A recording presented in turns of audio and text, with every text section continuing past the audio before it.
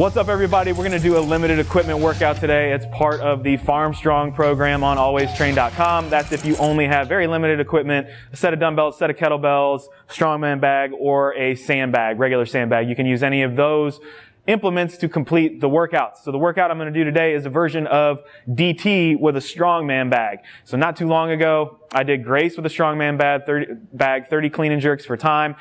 It changes the dynamic of the workout a lot using this strongman bag or any other sandbag because it's kind of an odd object. It's a little bit more difficult to move. So you have to modify the movements a little bit, and the weight changes a lot in terms of the stimulus of the workout. So 150 pound strongman bag is super heavy for a version of the DT that we're going to do today, okay? I'd highly recommend you drop down to 100 or even less than that, somewhere between 60 to 80 pounds. But the workout we're actually going to do is going to be 5 rounds for time. We're going to keep the rounds the same. 4 deadlifts, 3 hang power cleans, and 1 shoulder to overhead. And that should keep me in the same time domain that I normally finish regular DT, which is 5 rounds of 12 deadlifts, 9 hang power cleans, 6 shoulder to overhead, but with a 155 pound barbell. So changing the reps is going to be crucial to make sure I keep it in that time domain. And the way that we're actually going to do the movements is going to change a little bit in terms of that deadlift, the hang power clean, and definitely the shoulder to overhead. So the difference for the deadlift is going to be, we're going to be more in a sumo stance. So our shoulders, or our feet are going to be outside our shoulders or slightly outside of shoulder width. That's going to be to accommodate the size of the bag, just like you normally would if you're trying to lap it and throw it over your shoulder. Except instead of lapping it, we're just going to get our hands under it and deadlift so that our knees and hips are fully locked out and our shoulder is in line with our knees and hips, standing at full extension at the top. Okay, so that's going to count for your deadlift. So it's definitely going to be a little bit more of a demand there, trying to keep the hands on the sandbag and keep them locked in so that you don't drop it in between each one. Standard for the hang power clean is going to be from the lap up onto the shoulder. And rather than throwing it over the shoulder, you're actually going to have to try to balance it up on the shoulder. Okay, so we want to go from the lap up on the shoulder so that, again, your knees and hips are at full extension and the sandbag is balanced there. Then you can either drop it to the floor, relap it again to start your hang, or drop it right back down to your lap, go up to the other shoulder for rep 2, back to the lap. Rep 3 is most likely going to be just to the center. Okay, you don't have to bring it to either shoulder for rep 3 because we're going to go overhead after rep 3.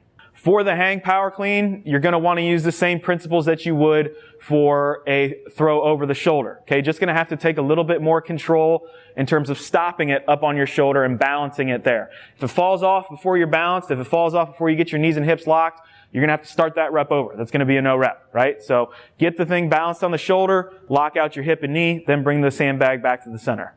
The shoulder to overhead is by far going to be the most difficult portion of this workout because it puts your body in a very odd and somewhat compromised position. That's why I say be very, very careful with how much weight you want to approach this with. It's going to be very difficult to do a shoulder to overhead with a strongman bag at 150 pounds as is. So that might be your limiting factor to begin with. But once you get the sandbag up to your shoulders, you're now in a slightly bent back position. So your hips are going to be pushed slightly forward with a little bit of bend in your back and overextension of your back, which is not the safest position to be in, especially when you're handling a very heavy barbell. So we want to limit that as much as possible. But you're going to have to lean slightly back in order to accommodate the size of that sandbag and still do your dip and drive to get up overhead. Now, one thing that I did notice is when the sandbag was somewhat lopsided in my front rack position, and if I didn't have my hands directly underneath, I would fail that rep. There was no way I was able to push up overhead or get enough drive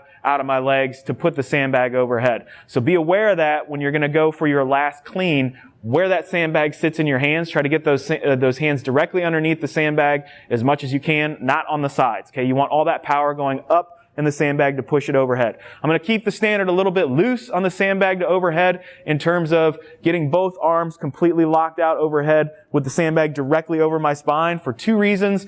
I'm okay if it's a little bit more out front because I don't want any chance of that thing slipping and falling down on my head, my neck. That's just going to be a safety issue. Okay? We're still looking for that complete extension of the elbow at the top, but if it's a little bit out front, a little bit off to the side, we're going to be okay with that today because of the nature of a strongman bag.